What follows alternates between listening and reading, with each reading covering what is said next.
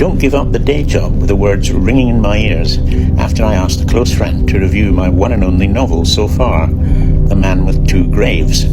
I had written it back in 2014, and it was quite a crushing moment, as I'm sure you can relate to.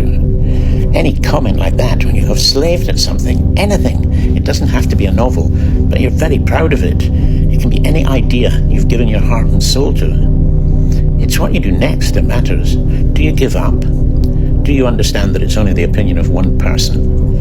It does, however, kind of put you off asking anyone again, and I have to be honest and say this was 7 years ago, and I still submitted the novel to over 200 literary agents after that, and only received 3 or 4 standard rejections, not one personal letter, and I gave up. Then a patient of mine said they knew Christopher Little, the literary agent who launched J.K. Rowling and Harry Potter, and she made me an introduction, and lo and behold, he responded with a personal email.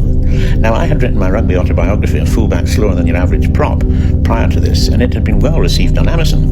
And his response was that whilst I could obviously write, I just couldn't write novels. But importantly, he told me why, and what to change, and to come back to him when I'd carried out the changes.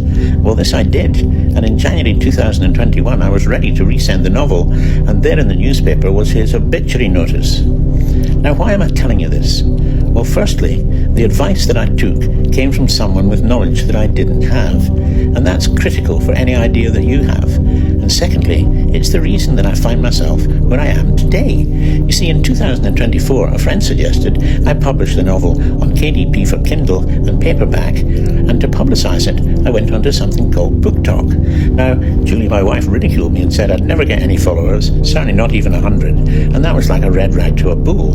I just thought, I'll show you. And here I am today with 1.5 million followers, all because one viewer told me they were miserable, and I wrote a script for a video to cheer them up.